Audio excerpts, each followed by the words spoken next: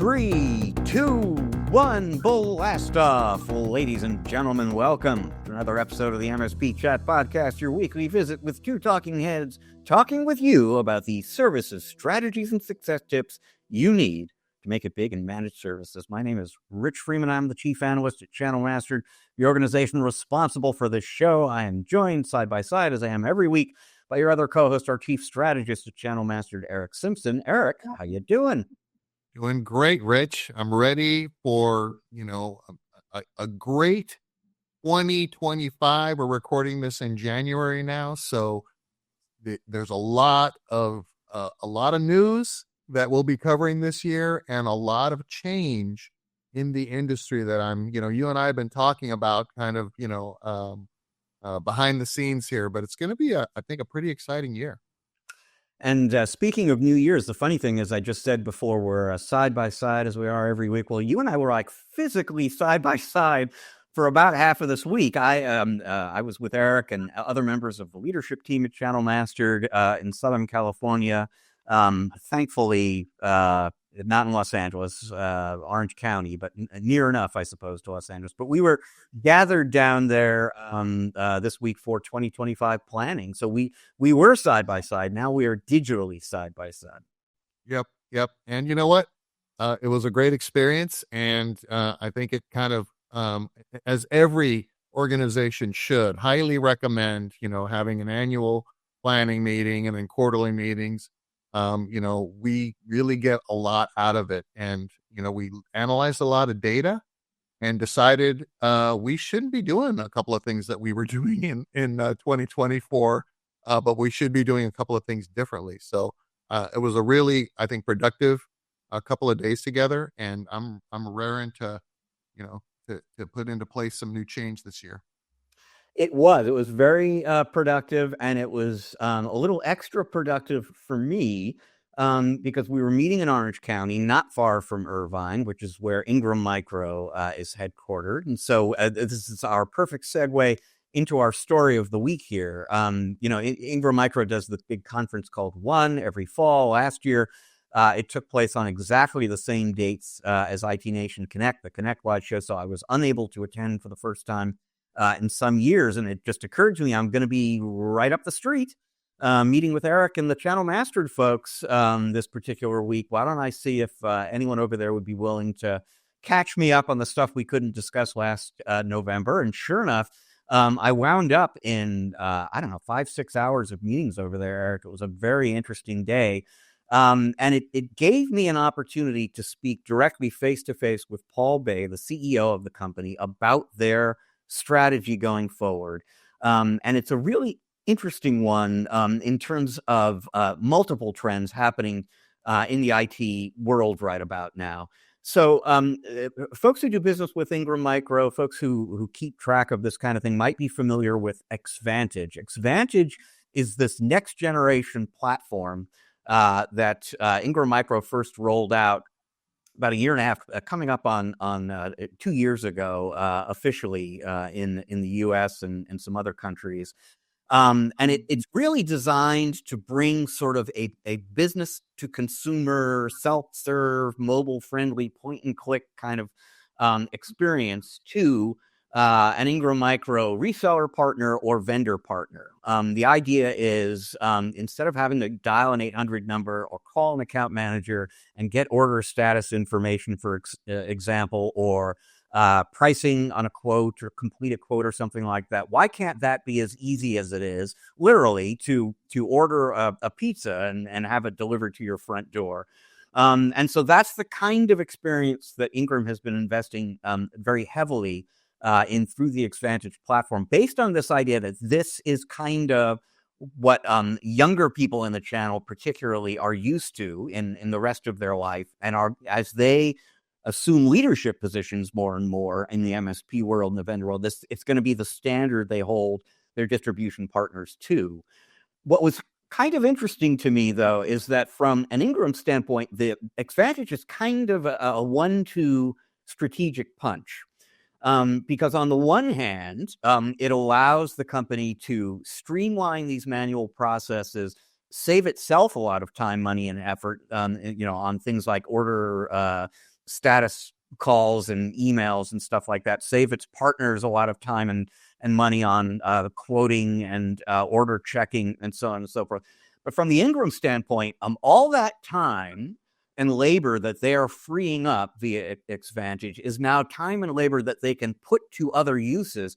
And they're in the process of training, upskilling a lot of these people who would otherwise just be fielding order status calls to have strategic go-to-market conversations with Ingram partners about new business opportunities, new outcome-based solutions, new ways to provide end users what they really want from an MSP, from a solution provider, from a vendor, from a distributor. So in an interesting way, Eric, what Ingram is doing is betting big on technology, AI-powered technology, to automate and digitize parts of the relationship with its partners, so that the more strategic human parts of that relationship can actually get deeper and more productive and more profitable for both sides. It's a very interesting approach to a very competitive market right now.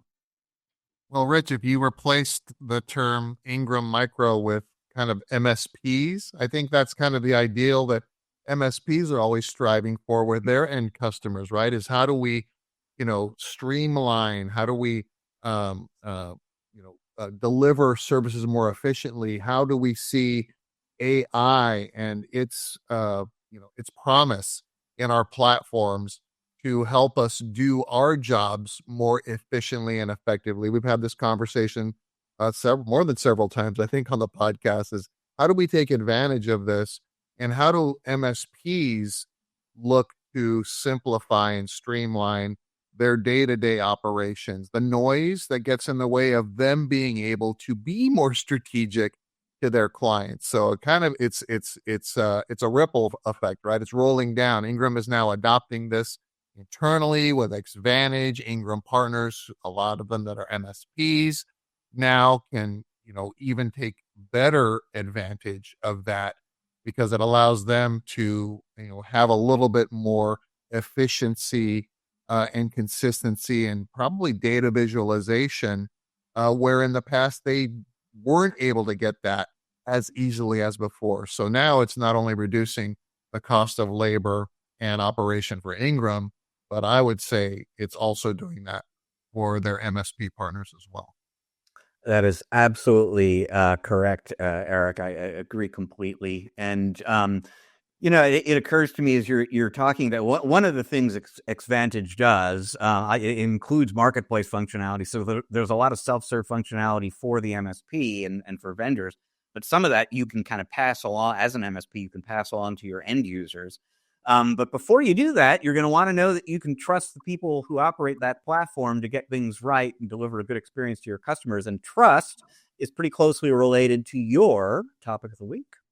Yes, absolutely. Nice segue, Rich. So, I want to talk a little bit about 3 things that MSPs can do to build trust with prospects, right? Because before we're able to build a relationship or close a sale and deliver on the promise of, being all that we can be for our clients as an MSP, we first have to close that opportunity. And so, during the very first step of the 7-step sales process, Rich, it's prospecting and lead gen. So how do we build trust with prospects during that first or second conversation? A lot of MSPs are doing sales virtually now, working with a lot more MSPs, Rich. They're having the first appointment, really that qualifying, that kind of get to know me conversation, kind of early qualifying, early exploration virtually, before deciding that, okay, it makes sense for us to invest some time, energy, and effort and have an in-person meeting, maybe gather the information that's needed, do some assessments, security assessment, infrastructure assessments remotely, then come in and kind of deliver the results in person and present the solution and ask for the business. So that early conversation, where it's like, how do I distinguish myself from my competitors when I'm trying to do some lead gen, some prospecting, maybe I'm doing this through, social media. LinkedIn Sales Navigator is really coming to fruition and helping with that. Microsoft Copilot is also building in some of this functionality to help us in that messaging. Well, number one, there's establishing differentiation between us and our competitors. But number two, it's kind of, being considered to have a seat at the table. So what are the things that every one of our competitors is probably doing that we should also be doing first, Rich? And that is, we need to, if we want to be considered a duck in this very simple analogy, we need to walk like a duck and quack like a duck for our prospects to say, oh yeah, they're an MSP that I want to have a conversation with. Well, we've got to showcase our capabilities first in our marketing messaging and our website and things like that. And I'm talking about certifications and accreditations, awards, things like that. We see a lot of marketing that goes out that says, hey, we've got these certifications, we've got these accreditations, we've been recognized by the industry and gotten these accolades and awards. So we want to make sure, Rich, that we are making sure that that is being promoted on every type of communication that we send out, that's on our website, that's in our email signatures and things like that, right? So that when we're communicating with prospects, they're like, oh, these guys, they look like they check all these boxes, right? Because our competitors, the ones that aren't doing that, won't, that'll create an immediate distinction and differentiation. But for the ones that are, our usual suspects, that as an MSP, we know who our competitors are, and we know that sometimes we're in a competitive situation with them. So we have to be considered at least to be equal at that stage in order to jockey for a conversation.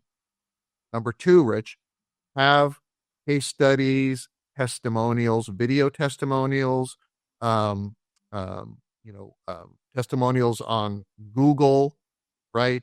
Those also add additional value. Now, again, these are things that a client is looking at before they accept a first appointment or a virtual meeting with us. Like, they're going to check out our website, they're going to check out our social media pages, they're going to check out our Google reviews.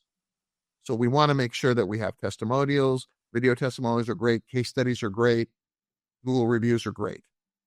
And then as we move forward in the conversation, Rich, the first thing that we sell to a client may not be a managed service agreement. It may be something that addresses an immediate pain that they have. It could be a small project, something like that. So make it easy for our clients to do business with us that first time. We talked recently on another episode of the podcast, Rich, about giving a client the ability to pay us in the way that makes the most sense for them.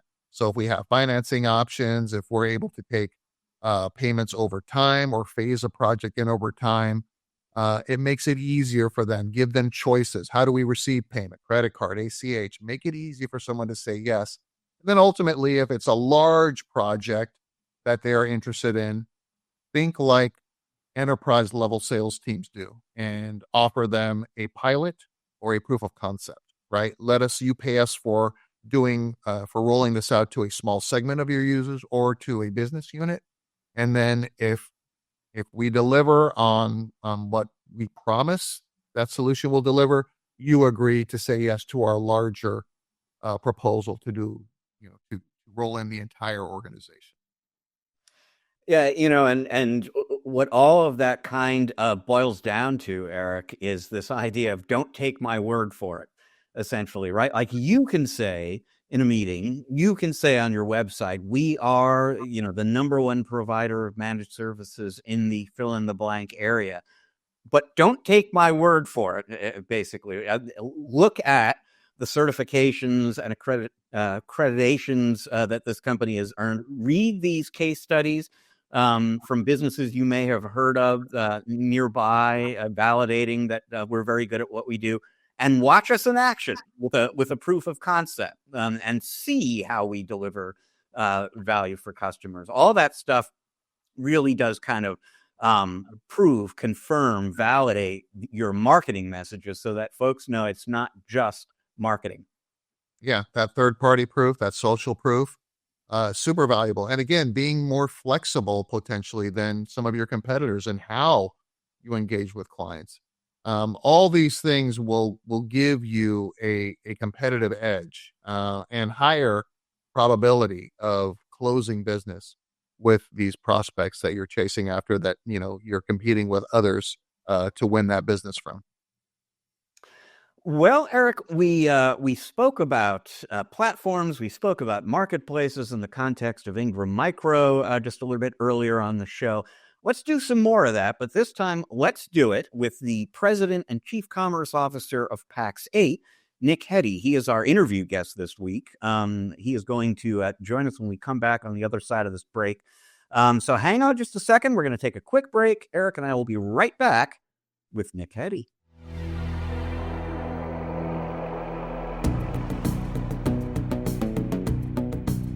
And welcome back to part 2 of this episode of the MSP Chat Podcast, our Spotlight interview segment. And our guest this week is the President and Chief Commerce Officer of Pax8. He also happens to be the first person I ever interviewed about Pax8 a good 8-9 years ago, and it was a very young company, and I was absolutely brand new to it. His name is Nick Heddy. Nick, welcome to the show. Thank you very much. Rich, great to see you. Eric, nice to be on the show.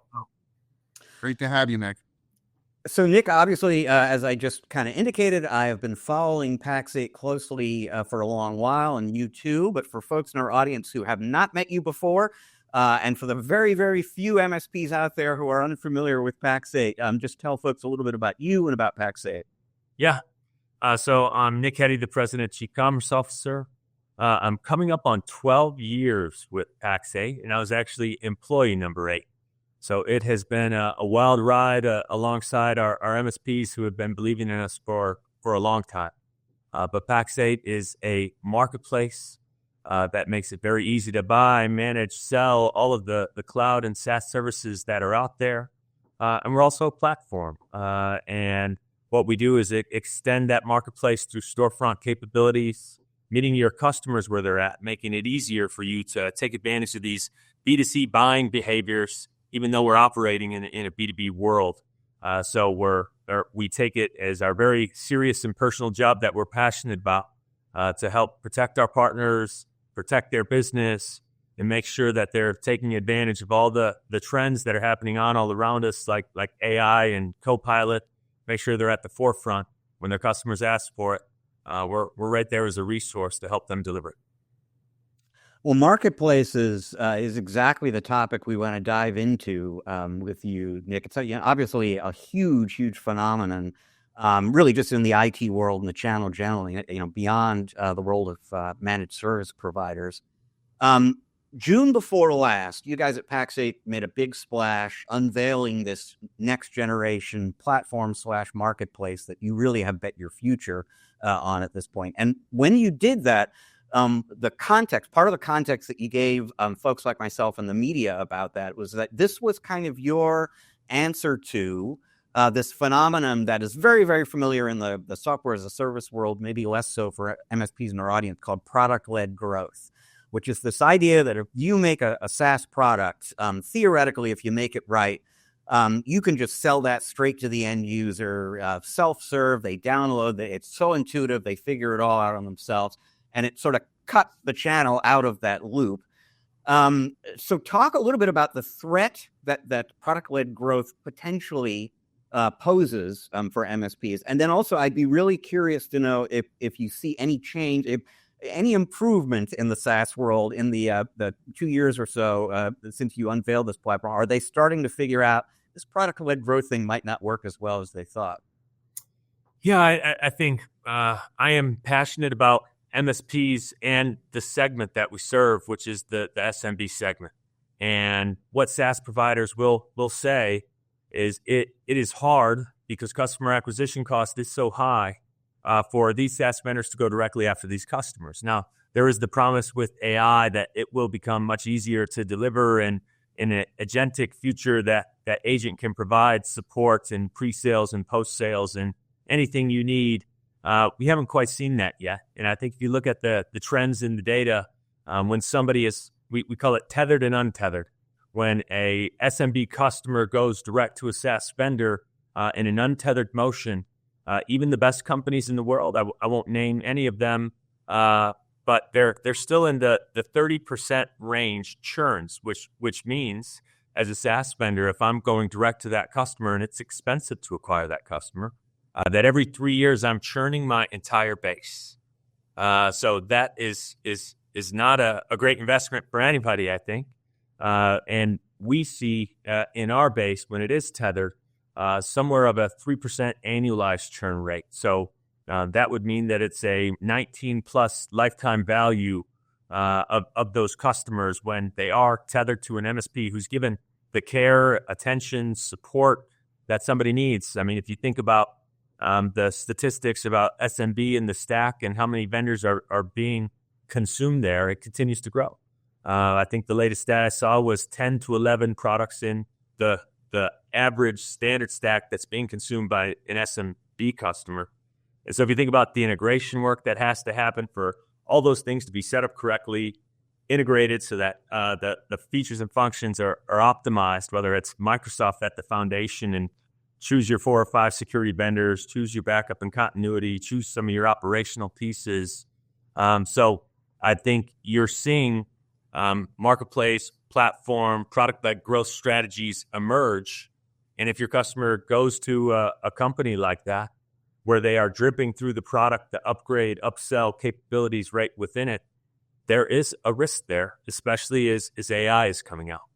And if you were at our bar in June, you heard Scott Chasen talk about the protection from product-led growth is partnering with Pax8 so that you can tap into MLG, marketplace-led growth. And we did launch storefronts, which is the ability for you as a partner to extend a marketplace or a storefront that is custom to your customer base. And we've been seeing great adoption there. So the 2 features that we did roll out were storefront capabilities and Opportunity Explorer. Opportunity Explorer is the ability to look at your entire base and suggest the next logical product. And then storefront was, instead of sending somebody a quote, which is how things may have been done in the past, instead of that, why don't you give them an interactive experience where they can click around, shop, learn, build their own stack?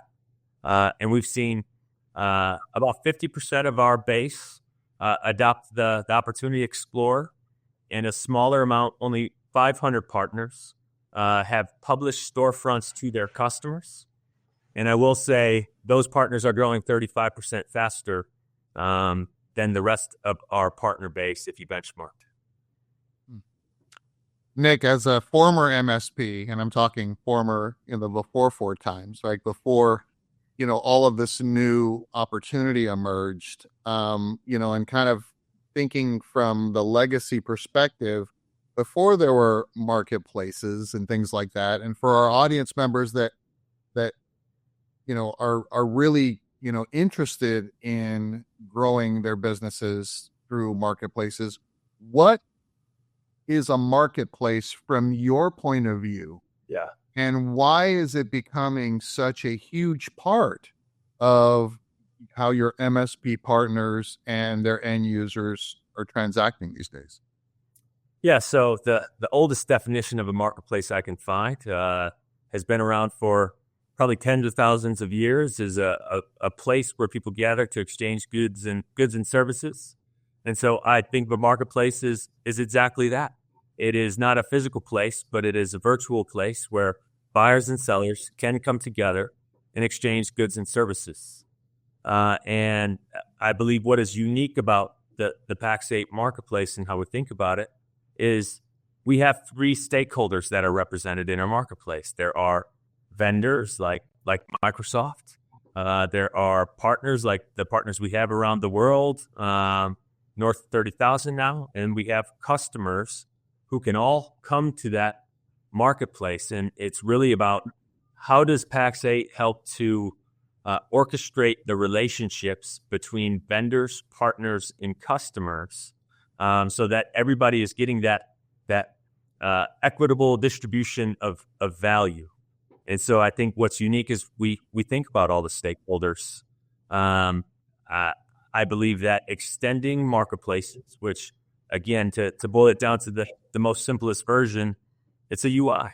if you don't have a UI for customers, then how do you have a marketplace for customers? If you don't have a UI for partners to curate that marketplace for customers, then I would contest that you're not thinking about the stakeholders in the ecosystem in the right way. If you are not delivering a UI for a vendor to manage a partner relationship, for a partner to manage a customer relationship, and for a customer to manage the relationships with the services that they're consuming, then I would say that you're not thinking about it in a futuristic way.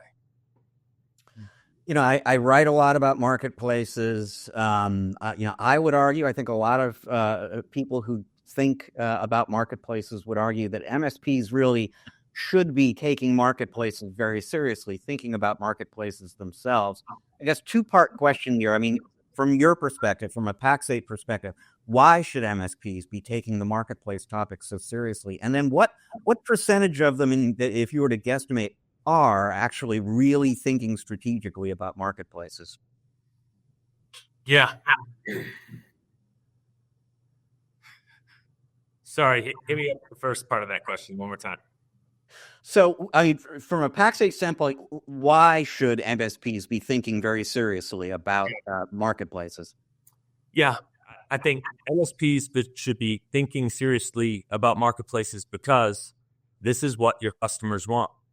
Customers and decision makers are getting younger and younger. They're used to ordering things on their phone, on their laptop, setting it up for an auto renewal.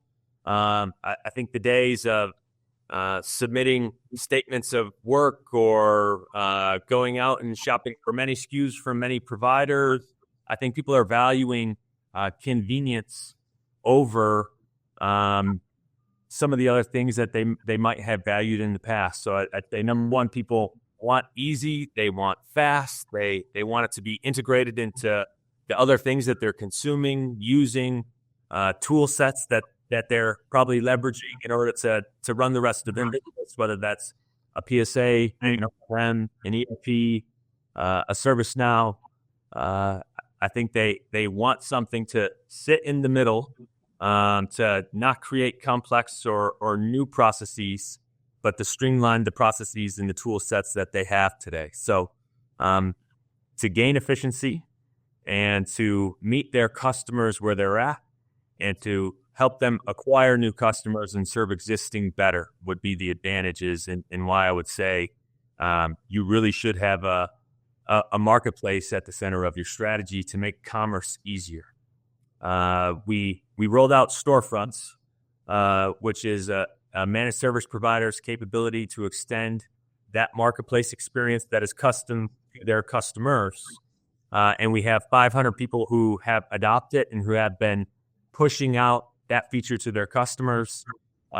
We give a very deep bench of tools where you can see, did this customer log in? How long were they in? What did they look at? So it gives you that ability to Shopify your customer experience. And if you don't think your customers want to consume this way, I would say you should ask them and talk to them about it, because I would bet that they do. So Nick, you're doing a really good job of positioning this argument as kind of the future of how business is going to be done. And you're really planting the stake in the ground around Pax8 being a marketplace, not a distributor. Distributor, no. Marketplace, yes. So two questions. The first one is, do you see how easy is it for kind of the traditional distributors that MSPs kind of think about to move in this direction? And are they moving in this direction? First question. Number two, how does this change the sales motion for an MSP now that, that are leveraging like a storefront that you provide? Yeah. As a late entrant into the Microsoft game, as you can imagine, I had to migrate a lot of partners and a lot of partners' customers to Pax8, to my marketplace, for them to then use it going forward. So I would say that we've got this down pretty well now. We've built an advanced set of migration capabilities. We call it our marketplace migration tools, and it comes in and assesses many components of your SaaS offering, and then it automates the migration from where you're at. If it's a legacy Dynodisty, it will make it very easy for you to migrate to Pax8 and our modern marketplace platform. And so we do believe that we have made that component of it easy, and we used to get a lot of heat from some of our vendors about, hey, you do a lot of change of channel, and we had to say, well, look, we were late entrants to this game. Yes, that's the first step. But tell us about the frequency at which a partner grew, where they were, and then once we had a little operating history, tell us about the frequency at which those customers and partners grow once they made a move to Pax8. And after we got about a year under our belt, SaaS vendors came back and said, hey, we're happy for you to migrate it all to you because you grow 2.5 times faster than some of the other places that we have partnered with. So we make that migration easy. And then what we're seeing is that partners, customers grow 2.5 times faster once they get here. So you guys have a marketplace. Companies out there that still call themselves distributors. Most of them have a marketplace. The hyperscalers, Amazon, Microsoft, there are a lot of marketplaces out there. And so if you are an MSP who appreciates the strategic value of a marketplace, you've got a lot of choices to make about which one of these you're going to place your bets on. What advice would you give to MSPs in terms of what to look for, what to evaluate, how to decide? A marketplace, its simplest definition, a place where people come to buy, sell, exchange goods and services. Boil it down even easier, a modern marketplace is just a UI. Many people have a marketplace that serves one segment of an ecosystem. So yes, there are legacy distributors out there who have a marketplace that is partner facing. I haven't come across many that allow a partner to interact with a vendor, extend their own custom marketplace capabilities down to their customers, where it's not just the ability to buy now of someone else's SaaS, but it is the capability to wrap your own services, come up with your own offering, and allow a customer of yours or a potential prospect of yours to shop the services that you have that make you unique, that are your own IP, and to learn about potential vendors that could come in or out of that stack of technology that you want to consume. And then in a self-service way, buy, sell, build, manage in an automated fashion. So when I say marketplace, I mean a 3-sided marketplace with a user interface for ISPs, vendors, partners, customers, that allow you to Shopify your MSP offering. And I haven't come across any of the Dynodisties who are doing that yet. So Nick, as you know, working with lots and lots of MSPs, MSPs are concerned with kind of vendor sprawl, platform sprawl, right? Looking to consolidate, to streamline things so they can be more efficient and more profitable. So, what would you say to MSPs in terms of how many marketplaces are the right number of marketplaces? Does it make sense, for instance, to, transact through a marketplace like yours and then have another relationship with like a hyperscaler marketplace, things like that? Yeah. I would describe hyperscaler marketplaces as an amazing place for enterprise companies to burn down some of their large commits and purchase other things when they perhaps got ahead of that big commit or behind on that big commit. Pax8 is a marketplace, yes, and a platform, which means it is managing the relationship between you and other marketplaces. So by choosing a Pax8, you can leverage a AWS marketplace, a Microsoft marketplace, all of the vendors that are on our line card. We're managing the relationship between those marketplaces. And then giving you the extensibility to push that downstream to your customer, giving you and your customer, if you would like, the ability to interact with the vendors that you're consuming, that your customers are consuming. And so it's more than just the ability to pay money in an e-commerce style. It is more about orchestrating the relationships between all the players in the ecosystem.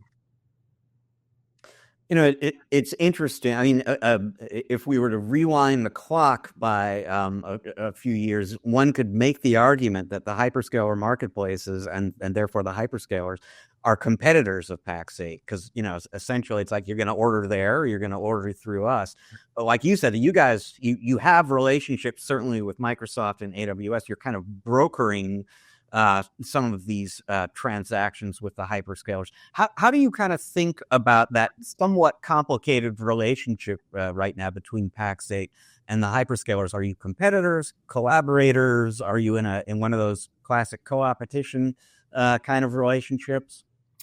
Yeah, I think Microsoft is one of the best in the world at making amazing technology and making it consumable. And I do not view them as a competitor. I absolutely view them as a very collaborative partner. And we deliver value where value is needed. And if you have a very sophisticated small business who knows Microsoft very well, perhaps they don't need a Pax8, perhaps they don't need an MSP, and perhaps we don't add any value into that business relationship. But if you think about the 100 million plus SMBs around the world where technology isn't their strong suit, or Microsoft or AWS is not their strong suit, they need the value, they need the care and attention, they need the onboarding help and the integration work, they need someone to manage the IT so that you can focus on delivering the value that your small business needs to deliver to the market. So I think it is a giant pie. It's a giant total addressable market. And especially very small business, which many people talk about as 1 to 25 employee count. We're seeing less than 10% penetration there. So I think it's just wide open, lots of greenfield, and Microsoft, many of the vendors on our line card don't have the resources to go after those customers direct. And so they need managed service providers to help extend and aggregate that customer base so that we can serve them and provide a great customer experience. But yeah, if a customer doesn't need that value, then they're not a good fit and they should go buy it online. But there's lots of people who need that help and need that value. So Nick, putting my MSP hat on for a second, right? Some MSPs might worry that allowing clients to purchase through, a storefront or a marketplace dilutes that consultative, white glove experience and relationship that they have. Or worst case, might, allow their clients to do what we always were trying to prevent them from doing back in the day when they went direct somewhere else to buy stuff, is buying kind of unsupported products or things that, didn't align with the infrastructure or the security that we want to do, maintain and things like that. What would you say to MSPs thinking that way as, the market shifts toward kind of the marketplace opportunity? Yeah, if you believe in a lot of the research that is being done about, there's 28 moments on a buying journey, and that 75% of buyers aren't reaching out to a managed service provider, even their managed service provider, until they've already gotten to the point of making a buying decision. I'm saying that allow Pax8 to help you to streamline those first 12 steps that they're doing before they're reaching out to you and asking for your consult. Our marketplace allows you to curate the products that are in the marketplace, your storefront that is custom to that customer, so that you can make sure that everything will tick and tie into the stack of products that are being consumed by that customer right now. And Opportunity Explorer is that exact capability. It is based on what this customer is consuming.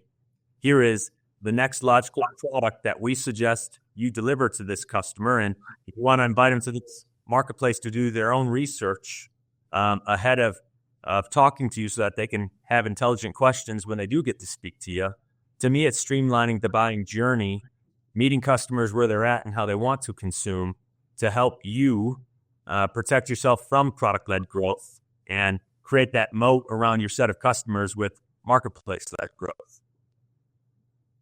You know, I've got one last question for you, Nick, because it's really kind of interesting. Earlier on the show, Eric and I were talking about Ingram Micro. I spent some time at their headquarters this week, and obviously they are betting huge on platform as their differentiator and what's going to help them compete going forward. At multiple points in this conversation, you made clear that Pax8 is both a marketplace and a platform. And you know, the platform concept is huge in the industry right now. You know, Kaseya is a platform, ConnectWise is a platform, Palo Alto is a platform, Ingram Micro, you guys. So we talk about your definition of marketplace. Just give us your definition of platform, what that means for Pax8 and why that's important to your MSP partners. Yeah, to me, again, I try, anybody can explain something complex. I try and just make it as simple of a definition as I can. Platform is extensibility. It is whether it's APIs, whether you have a dev team in-house at your managed service provider or your ISD, and you need all of the marketplace capabilities to create commerce for yourself, for your partners.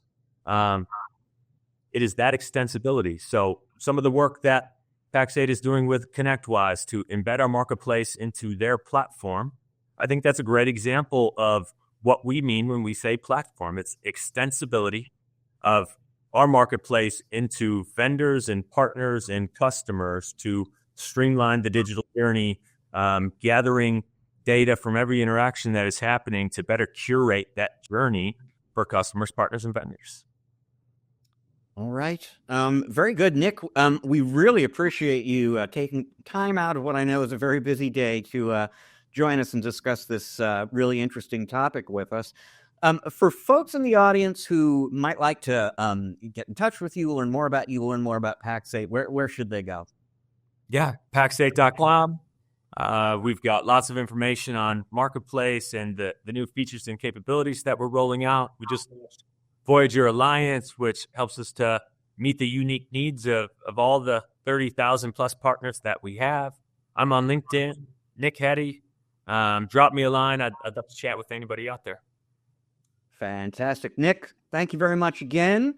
Well, folks, Eric and I are going to take a quick break now. When we come back on the other side, we're going to share some final thoughts about this interesting conversation we just had with Nick Heddy from Pax8. Have a little fun, wrap up the show. Stick around. We are going to be right back.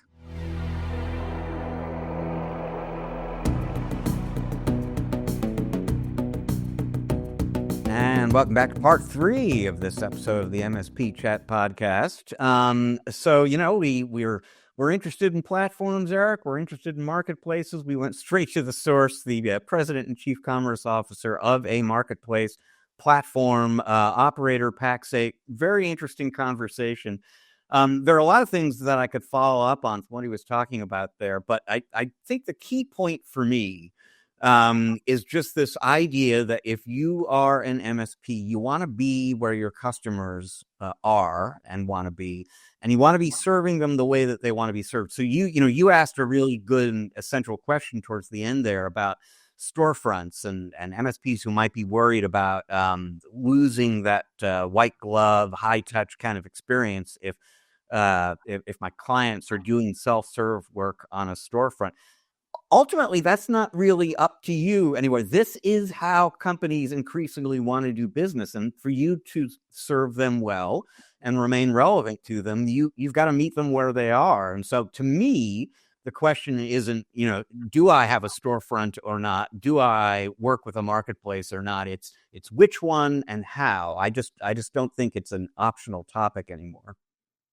Yes, Rich. And, I really wanted to get a little bit, if we had more time to get really deeper into some guidance for MSPs around kind of that whole relationship and sales motion. I mean, we know that as MSPs grow and become more mature, they build out their their account management team, their sales team, their VCIO function, and it would be great to maybe have a follow-on conversation at some point around how do we address that motion. So a sales hunter will go out and hunt big game. We want to bring in those net new clients. Then there's kind of a handoff in a mature or larger sales organization to kind of a client success manager, an account manager kind of a role, which then kind of works with the existing clients on their day-to-day, week-to-week needs, not strategically really, but they need, new user setups, laptops, desktops, something like that. That can really be served, I think, really effectively and efficiency through a storefront. And again, I just want to get feedback or confirmation that, hey, you, the MSP, get to decide what you offer in the storefront. Like you could have, a basic, let's say you're hiring folks, your clients are hiring new folks, right? You could have a power user kind of a setup, the stuff that they buy all the time, or you can have kind of a basic setup. Like what are the different things that you support in your client environments? The right type of, the right version of the operating system, right? The right hardware that you support, the essential stack of applications that goes on that device. So again, I'm just using that as kind of a common one because, it seems to me that MSPs are setting up users as companies grow. That's kind of an ongoing thing. It's not really a project because you don't really have to manage risk or phase it out or things like that. It's something that the client says, yes, set up a new user and I want this package. Well, they can do that themselves and then create a workflow that then creates a ticket in the PSA that then says, oh, you've got a new user to set up. Go ahead and schedule that. So I think that simplifies a lot. And I look forward, Rich, to the time when AI really, strengthens that process and allows maybe more of that customization to feel more like a real human is involved with some of the messaging back and forth and asking specific questions. If you think about it, like how do we improve that customer journey or that client journey, allowing the MSP again to consolidate and simplify their sales and scheduling and deployment processes. And, like we heard today, folks want to buy from platforms and marketplaces. Heck, I am probably, one of the biggest marketplaces, starting with a capital A, consumer of anybody that I know. I get stuff delivered all the time. So I like that convenience. And why not provide that to your clients and maintain your strategic value and the time that you spend from a labor perspective, much more strategically on some of these VCIO, VCISO type services that at the end of the day, Rich, like we've talked about on the podcast many times, we want these business outcomes for the client. So no longer should we be perceived by how quickly we respond to, an order for a laptop. It's how do we help drive that business forward? And I just want to quickly follow up because you were talking about customizing storefronts, and it reminded me. I mean, the first time that Pax8 talked about this storefront feature and its next generation marketplace was June before last, when they were first kind of introducing the world to that marketplace, which was really still under development at the time. And they got a lot of feedback from MSP. Basically, that storefront feature was sort of a one size fits all kind of thing. And there were a lot of MSPs who said, well, I don't want my client to be able to go out and buy stuff from vendors I don't do business with. I want to be involved more and have more of a high touch feel. And Pax8 listened, and when they actually introduced the feature, put it into production last June, 2024, they introduced some customization functionality. So it's up to you whether you do this or not, but you can actually limit which vendors a client has access to through their particular storefront. And you can kind of configure and customize workflows so that if, for example, you want to give a client the ability to research products and put an order together, but you don't want them to actually place the order without you first taking a look at it, you can do that too. They'll click buy, and what will actually happen then is you'll get a notification and you can go in and look at the order. And if you see something that you don't like, you can go talk to the client. So, and these are two examples. So, you don't necessarily have to completely build your workflows around a marketplace like Pax8. The people who get, at least the more sophisticated operators of marketplaces, understand what matters to an MSP and are looking to accommodate that. Well, folks, that leaves us with time for just one last thing on this episode of the show. And, we're in January, Eric. This is prediction season. I'm getting inundated with 2025 predictions from vendors and experts and so on. And autonomous vehicles, particularly in the analyst world, are showing up on a lot of these lists. I think there's a lot of expectation that 2025 will be a very big year for the autonomous vehicle market. And our final story here this week indicates that we've made a lot of progress on that front, but maybe these things aren't 100% ready for prime time. And I take you now, Eric, to Sky Harbor Airport in Phoenix, where a tech entrepreneur from Los Angeles named Mike Johns had arrived in a self-driving Waymo vehicle. He was on his way to catch a flight, fly back home to Los Angeles. And the vehicle got him to the airport safely, all right. And then it just circled and circled and circled in the parking lot. It did not pull over and let him get out of the car. And he's sitting in the back of the car, stuck, getting a little dizzy, apparently, as they're circling around there in the parking lot. He's calling support. What do we do here, guys? Thankfully, somehow or another, either the car figured it out on its own or the Waymo folks were able to resolve the issue. And Mr. Johns was able to catch his flight, apparently just barely. But, there are still some hiccups in the autonomous vehicle software out there. Yeah, just a couple. That story is very interesting. And, of course, if I take it to the absurd, I could say, oh, well, hackers will begin taking over these cars and then requesting ransoms to let people off at the airport. Just my mind going somewhere else today, Rich. Interesting thought. Thinking like a criminal. I like it. Well, folks, that is all the time we've got for you this week on the show. We thank you so much for joining us. We'll see you in a week's time with another episode of the show. Until then, I will remind you this is both a video and an audio podcast, which means that if you're listening to us on audio, but you'd like to check us out on video, we are on YouTube. Look up MSP Chat. You'll find us there. If you're watching YouTube, but you're into audio podcasts, you go to Google, Spotify, Apple, wherever it is you get your audio podcast. You're going to find us there too. And however you find us, please subscribe, rate, review. It's going to help other people find and enjoy the show as much as you do. This show is produced by the great Russ Johns. It is edited by the great Riley Simpson. They are part of the team with Eric and me at Channel Mastered. Podcasts are just a tiny, tiny thing or part of what we do for our clients at Channel Mastered. If you want to learn more about that, but really you want to learn more about all of the many services we provide to our clients, you should go to www.channelmastered.com. Channel Mastered has a sister organization called MSP Mastered. That's Eric working directly with MSPs to grow and optimize their business. You can learn more about that venture at www.mspmastered.com. So once again, we thank you for joining us, folks. We're going to see you in a week. Until then, please always remember, you can't spell channel without MSP.